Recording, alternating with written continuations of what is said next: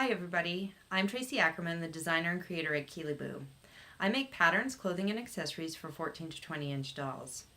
In my last video, I showed you how to make a centaur using an 18-inch doll and an 18-inch doll horse. Today, I'm going to show you how to make a harness for the centaur. This pattern is only available to my newsletter subscribers. If you're not already subscribed, I'll put a link in the description where you can sign up.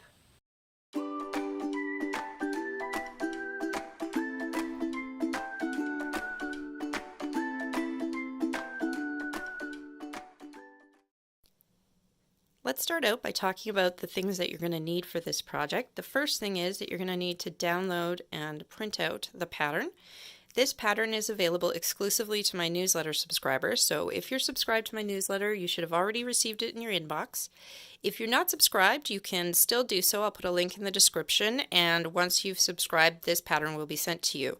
In the future, the video tutorials that I do that include patterns are going to be available exclusively for my newsletter subscribers, so it's a great reason to sign up. Second thing that you're going to need is some vinyl or leather fabric. You're going to need about a piece that's about 14.5 inches wide by 10 inches high.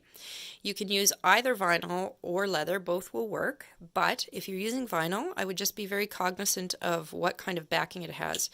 This first harness that I made, which was a test to see how it would look and work, the vinyl I used has this white fabric backing, and when you look at the pieces from the side, you can see the white, and I really don't like that. So that is something for you to consider when you're making your fabric choice. You're going to need the appropriate sewing needle for your machine. So if you're sewing leather, I recommend a leather needle, obviously. If you're sewing vinyl, my recommendation is for a Microtex needle. These needles are thinner and very sharp. They're made to go through densely woven fabric, and I find they work the best on vinyl. They leave the smallest hole. Speaking of sewing leather and vinyl, those of you that have done it before know that sometimes the vinyl and the leather can sort of stick to the bottom of your presser foot, and it makes it difficult to sew it. So there's a couple things you can use to get around that. You could use a walking foot if you have one, or a Teflon foot if you have one. If you don't have either one of those and you're finding that the vinyl and the leather are sticking, you can use some tissue paper in between the leather and your presser foot, and that will also help it go through more smoothly without sticking to the bottom of your presser. You're going to need some sort of marking tool. My preference is chalk because it's easy to see and it comes off easily, but you can use whatever temporary marking method that you prefer. In the tutorial, I'm going to be showing you construction of the harness using rivets. I have some decorative rivets here that are about 1/4 inch wide. The decorative ones are pretty hard to find in my experience. The only place I've had luck finding them is on Etsy through handbag sellers and leatherworking supply sites.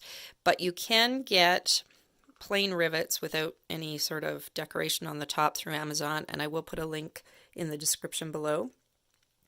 If you're going to be using rivets, you're going to need a rivet setter.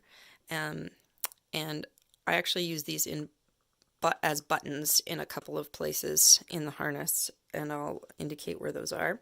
If you can't get rivets or you don't want to use them, you can use brads. The one disadvantage to these is that the prongs can break, and once you've extended them on the other side of your project, they can get caught on things. So if you're going to use these, I recommend that you also have some grosgrain ribbon that's not as wide as the straps that you can glue over top of the prongs when you're done to keep them from catching on things. These plain brads you can find on Amazon. I'll have a link for you guys, or in most scrapbooking stores. If you're looking for more of a decorative brad, I have been able to find some decorative brads at Michael's. These ones are Tim Holtz brand, I believe. And I've also found some nice ones at a place called Eyelet Outlet, which is an online store, and I'll link to that in the description below. If you can't get rivets or brads, you can simply sew the pieces together anywhere that they'd be held together with a rivet or a brad, but you will need 3 buttons that are about a 1/4 inch wide because there are 2 straps and the pouch that are held together with a button closure. If you're using rivets or brads, you're going to need something to punch a hole in the leather and vinyl. So you can either use an awl, or you can use a leather punch, or something like a crocodile, which has punches on it. You're also going to need to be able to punch holes for one of the straps because we're going to be using these buckles. So you're going to need a 1/2 inch pin buckle. I will have a link in the description. You can order these off Amazon. There's several Etsy sellers that sell them as well if you're not an Amazon shopper. You're going to need 2 big rings. These are about 3/4 of an inch wide. I believe that I found these at Michael's or possibly on Etsy. I can't remember. I have so many doodads, it's sometimes hard to keep track of where I got them from. These rings are going to be used to make a place that you can hang your quiver on, which we're going to be talking about in a later video. So if you've got all your supplies gathered, then we're ready to get started. One last supply that's going to be really helpful is dressmaker's tracing paper and a tracing wheel. That's going to allow you to mark on your piece where your little pouch is going to be situated. Once you've got all your supplies gathered and your pattern pieces cut out, we're going to trace these pattern pieces onto the back side of your leather or vinyl. Now, I want you to note that there are a few pieces that you need to cut 2 of. In particular, make sure that you cut 1 piece of this side piece like this and then flip it over and trace it because you need 2 mirror pieces. In addition, there's a lot of strap pieces for this, and my preference is to cut strips with my ruler and then cut them down to size. So if you like that method, there are measurements on each strap piece, so you can just cut them with a ruler. Some you only need to cut 1, some you need to cut 2, so just pay attention to the description on there. But if you like to have a pattern piece to trace around, you can do that. So I'm just going to be taking my pieces, and I've got this black ink rollerball pen because it shows up really well in this, and I'm just going to trace around my pattern piece and just make sure as I'm going that I can see the marks. So I'm just going to double check. As you can see, it's showing up pretty well. So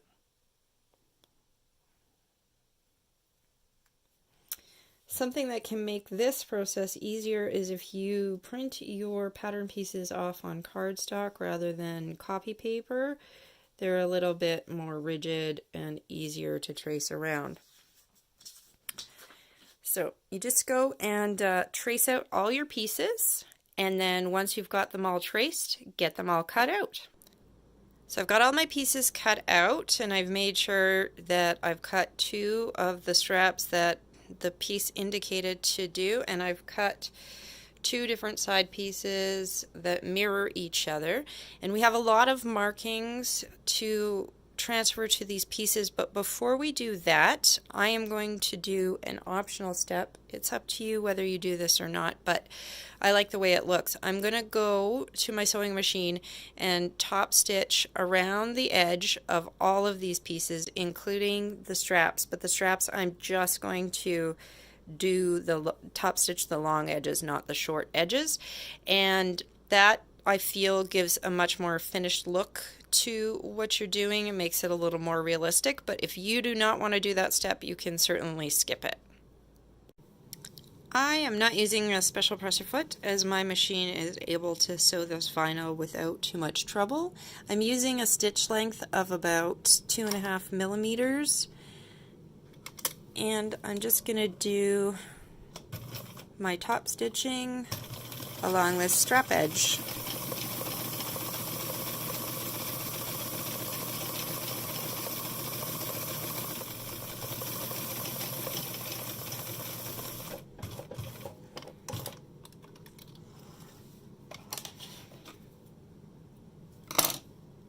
So as you can see, it just gives it a nice look. So I'm going to go ahead and top stitch all of my leather pieces, and then we'll get on to the next stage of construction. Now that I've got all of my top stitching done, the next step is to transfer all the markings from the pattern pieces. So not every pattern piece has markings on it, but lots of them do.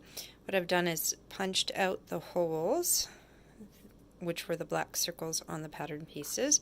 So I'm going to start with the straps, and I'm going to transfer the marks to them so that I know where I need to punch and poke my holes.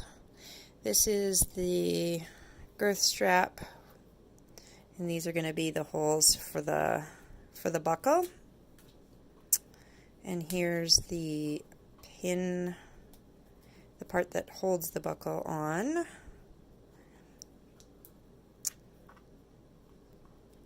Make sure if you've got a piece that you needed two of that you're marking both the pieces.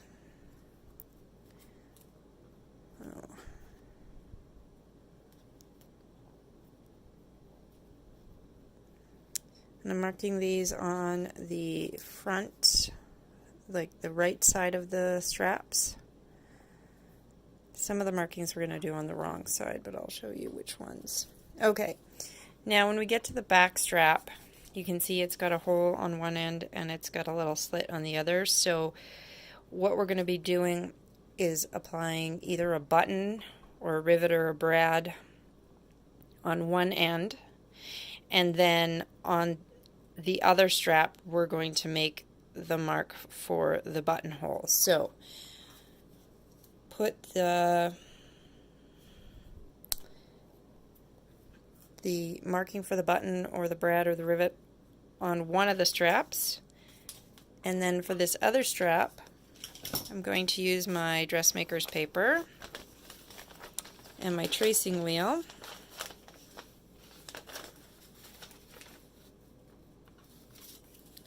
I'm just going to make sure that I have my pattern piece properly lined up with the end and with the width. And then just use my little tracing wheel to make a mark. It's not showing up very well on camera, but it is there. What I'm going to do is just darken up this mark with my chalk so I can really see where it is. Okay, now for the center harness piece, these gray marks denote where we're going to place the straps. So I'm actually going to make these marks on the back, on the wrong side of the leather. And to do that, I'm just going to slightly offset the piece so that I can mark the angle and the placement of the straps.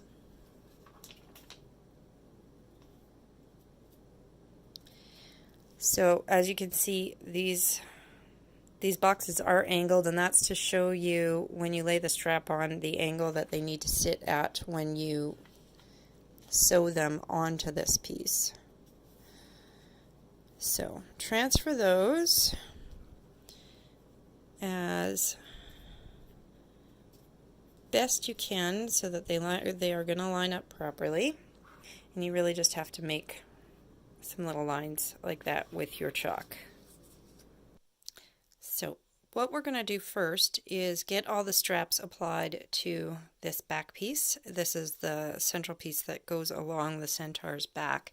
And what I find helpful is to line up the pieces that I'm going to be attaching along with their pattern piece so that I can refer back and see which strap is which and what goes where.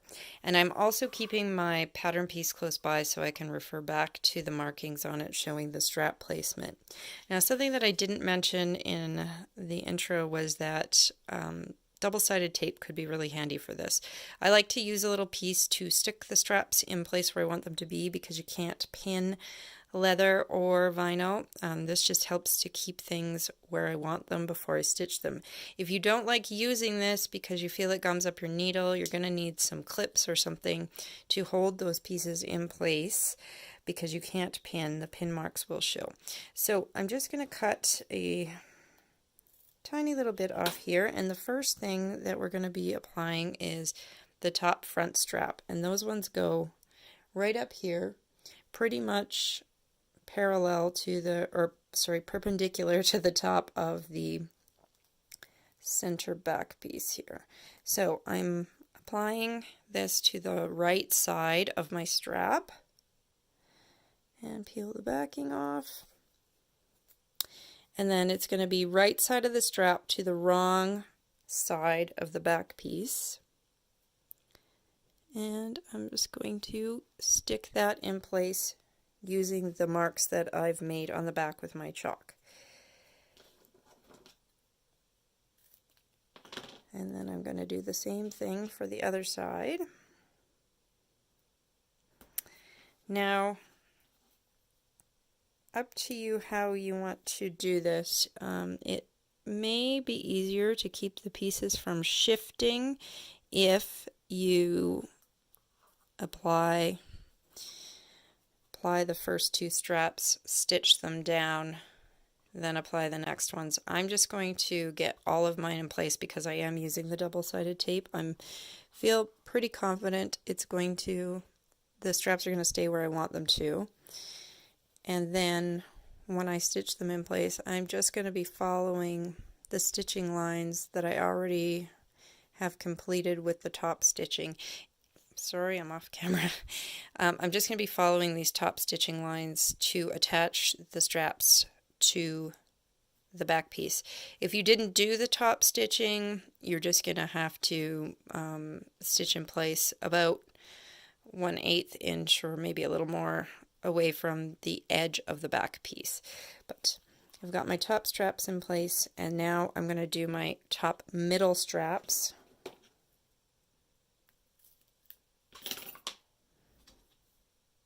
Again, I'm applying my tape to the right side of the strap because the right side of the strap is going to be facing the wrong side of the center back piece. And as you can see, I'm angling this because you want it to, I'm going to move that a little bit further forward though. You want it to be on an angle, not sticking straight out. That's going to help this harness fit properly around the curves of your Centaur.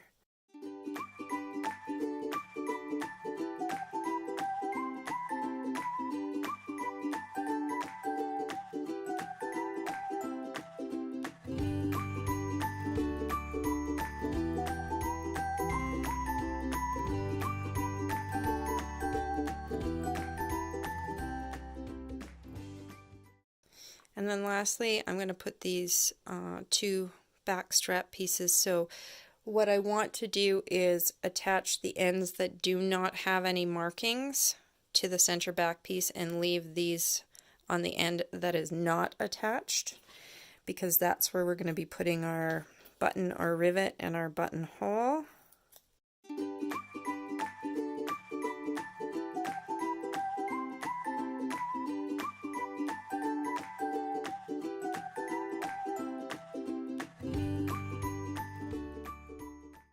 Okay, now we're going to mark the side pieces. When I first started shooting this video, I only had one pattern piece for the side, but I realized it was going to be very confusing because there's different markings depending on which side piece you're talking about. So I've gone and made two different pieces, and what we're going to be doing is making the left side, the side with the pouch on it, and the right side, the side that has the quiver harness on it. So these pieces are now looking different. So what we need to do is mark the rivet and buttonhole markings on the front or the right side of the leather pieces, and then we need to mark the strap placements on the wrong side of the pieces.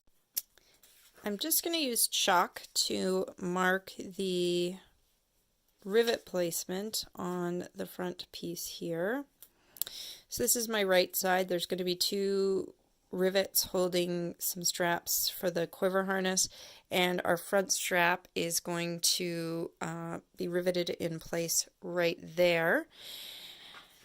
And then for the left side, we're going to need to put a buttonhole, which is where the front strap is going to eventually make a closure. And to do that, I'm going to use my dressmaker's tracing paper and tracing wheel. Just going to make sure I have this lined up.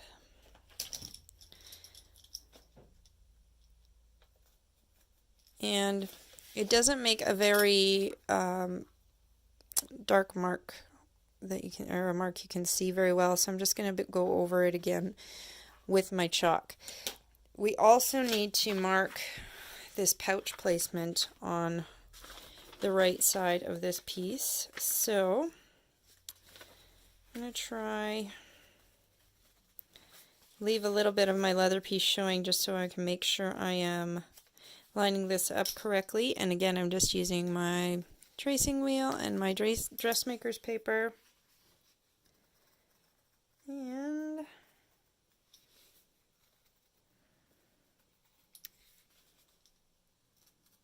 trace around this as best I can.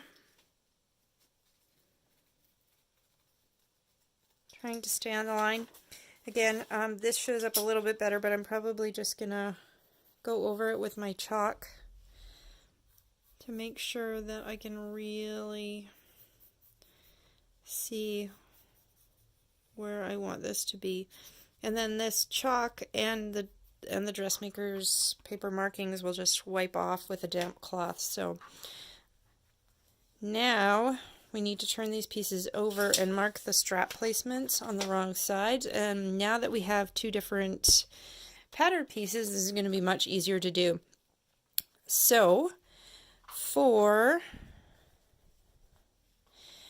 this is the right piece, and actually one of the front strap I didn't mark on this piece because it's only going to be attached to this side. So I'm just going to make a little mark there so I know that's where the front strap is being placed. And then for these ones, similar to what I did with the back piece, I'm just offsetting the pattern piece a little bit so I can put the marks in place.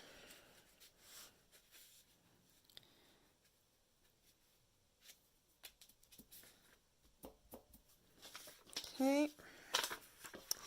And so for this one, I do not have to put the front strap placement because this is the side that's going to have the buttonhole closure on it.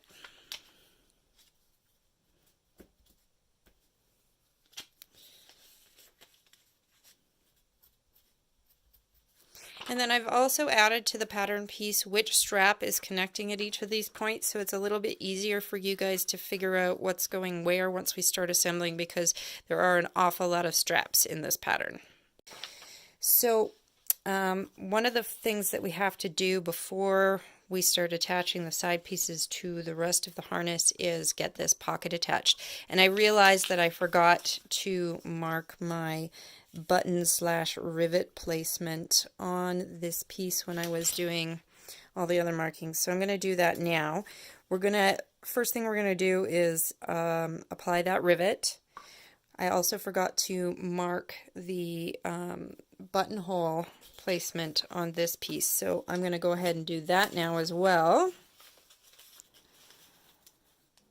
We're going to add those two things before we start sewing up the pocket, because it's just a little easier to do it when you got a flat item than when it's already all sewed together.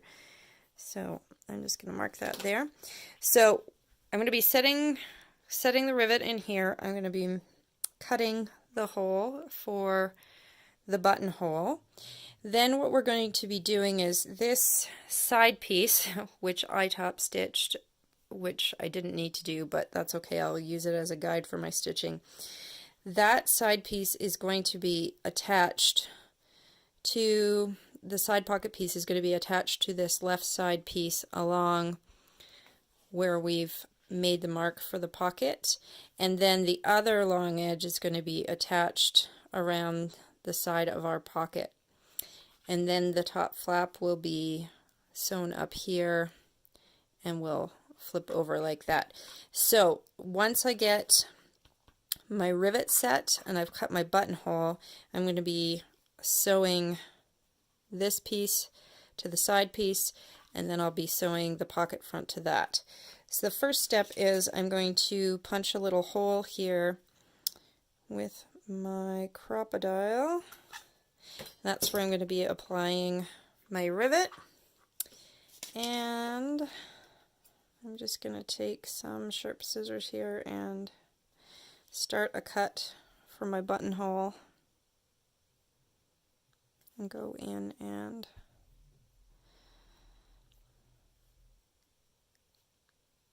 cut a little slit there. I may have to make that a little bit bigger. I'll try it out with my rivet once I get it installed.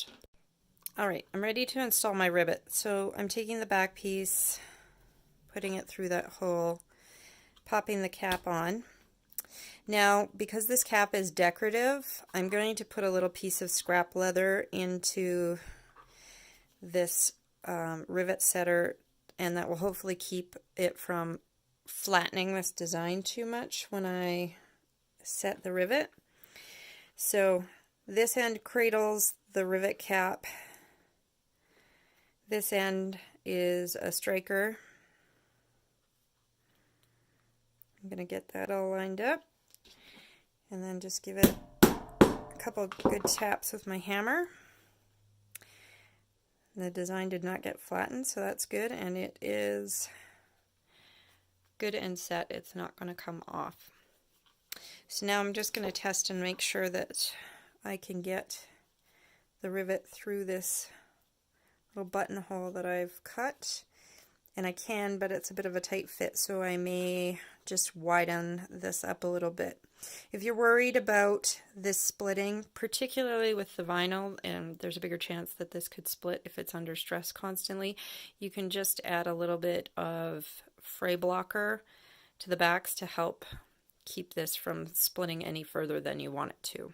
I'm going to be sewing the pocket side onto my left side piece here, and I know it's hard for you guys to see the markings that I made on camera, but I can see them.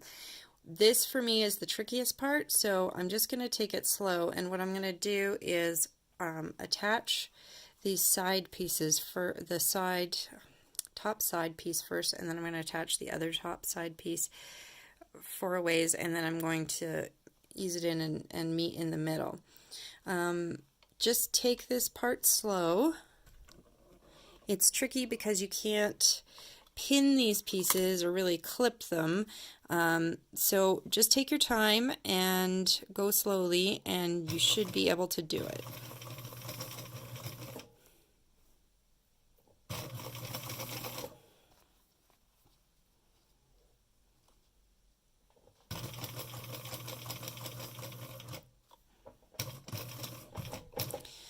Okay, I've attached this first side down to where it starts to curve, so I'm going to pull that off now, clip my threads, and then we're going to do the same thing for the other side so that we can be assured that this side of the pocket is going to end where we need it to end and things won't shift around.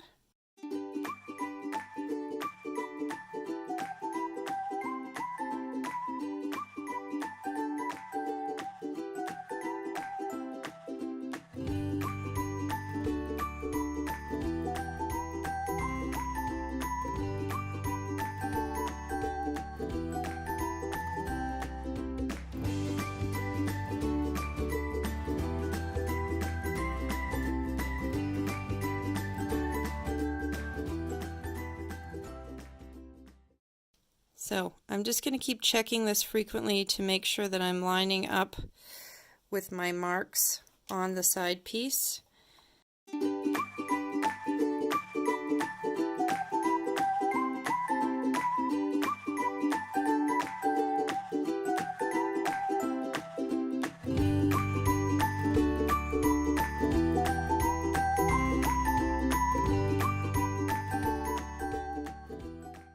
If you need to, you can stop with your needle down and adjust things with your presser foot.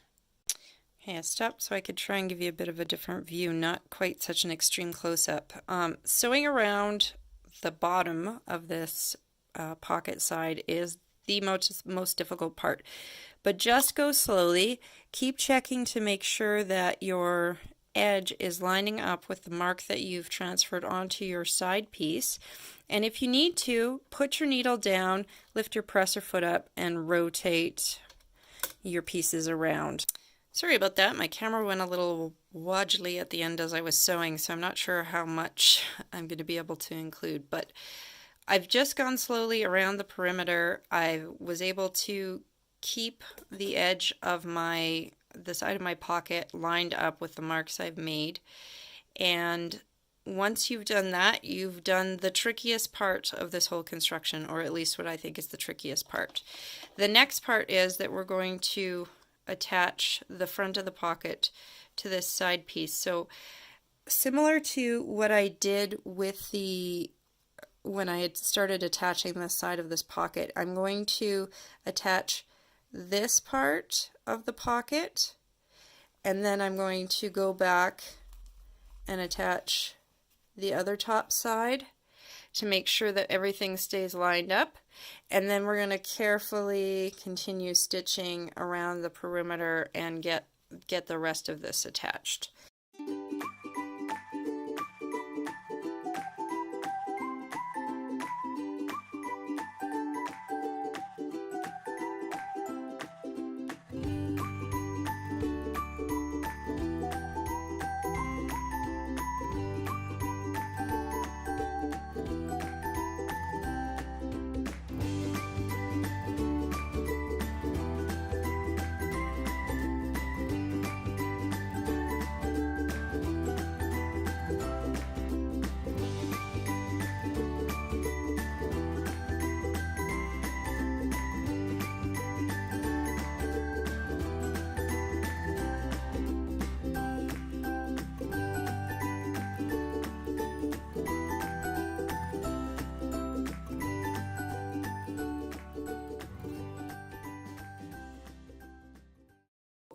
I've stitched down about 1.5 inches on the side here.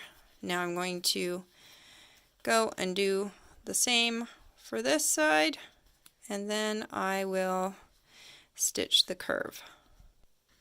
Okay, so I'm going to make sure I have this all lined up.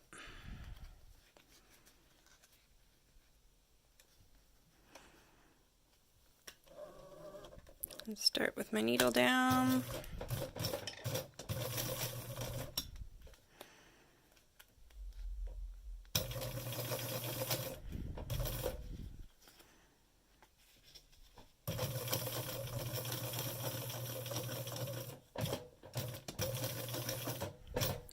So I'm going down for about 1.5 inches on this side. Now to do the curve, I'm going to switch back and start from this side, just so that I can make sure that I'm lining up this curved piece properly. If I'm stitching it this way, there's more of a chance that this curved piece is not going to line up where I want it to.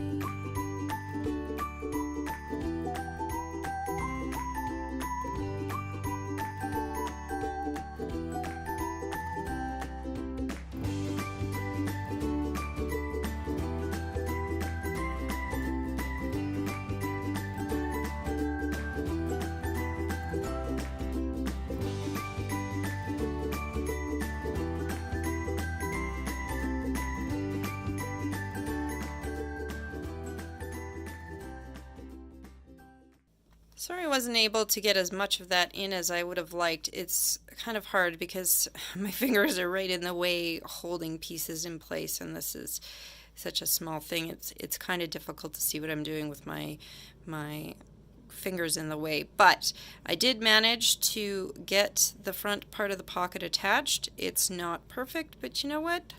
Nothing in life really is perfect, and these are handcrafted items, so no big deal. If you have parts where either the pocket front or the pocket side are not even with each other, just take some scissors and trim it up and make it more even, and no one will know the difference.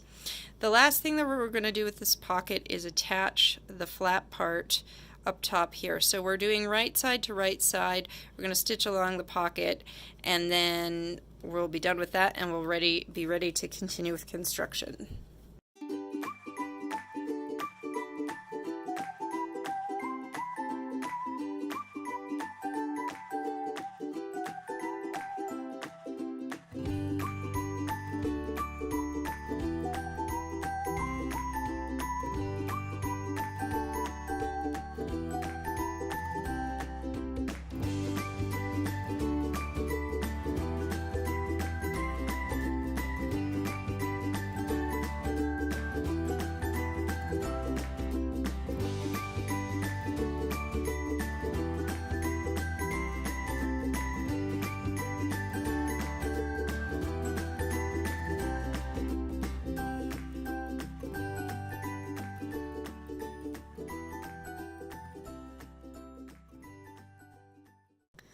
I got my threads trimmed, and now I can just do up my little flap, and we've got a pocket for carrying whatever your Centaur needs to take with them.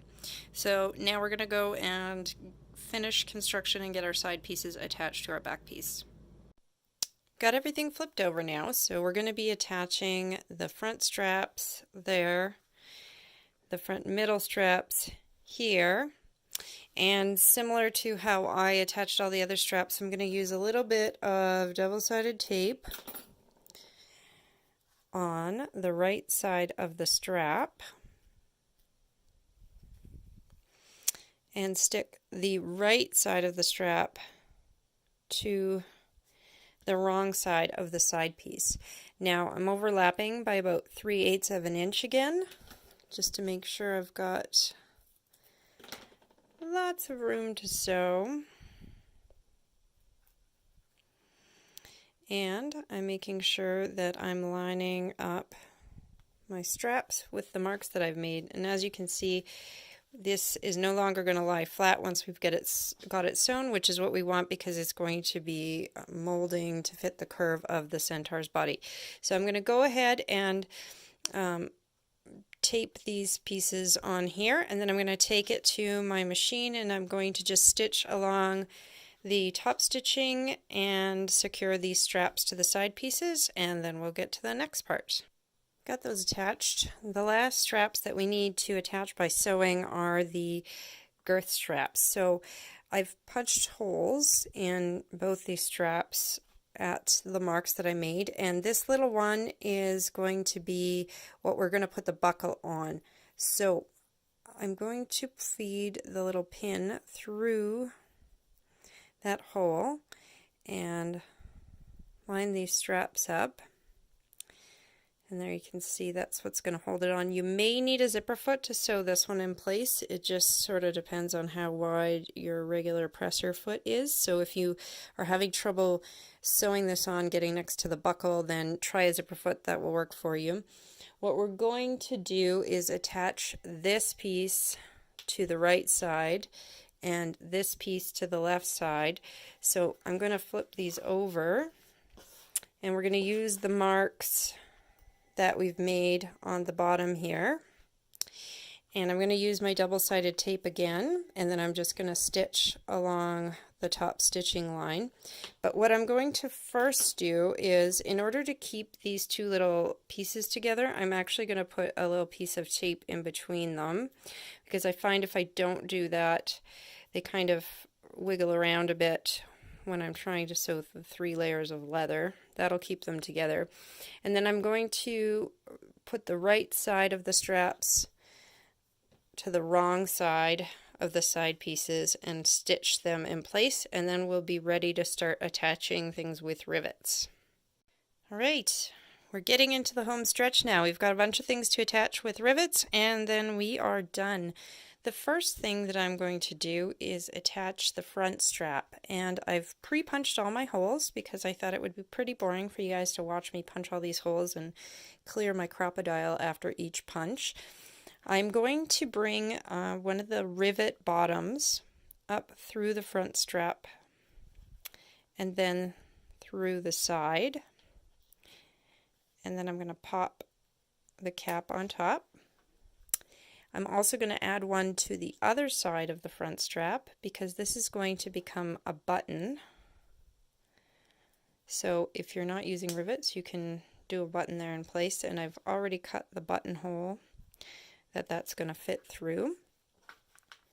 Next, we're going to attach our quiver harness. So I'm taking my little ring straps here that already have 2 holes punched in. I'm going to bring my rivet back up through the wrong side of the side piece. I'm going to lay the ring strap on top, making sure that bottom rivet piece goes through both the holes. Pop a cap on. That's number 1. Number 2 is down here. Again, I'm going to feed my little ring strap through the ring, double it up, make sure that I get both holes onto that rivet back, pop the cap on,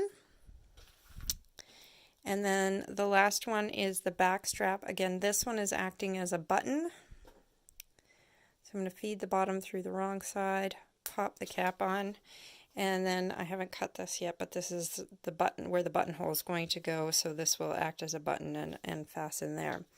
I'm only going to attach one of these rivets on camera because I think you guys will get the idea, but just as I did with the pocket, I'm going to lay a scrap piece of leather there to protect my cap and give it a couple quick taps with the hammer, and it should be set now. So go ahead, do that with the rest of your rivets, and then we will try it on our Centaur and make sure everything fits.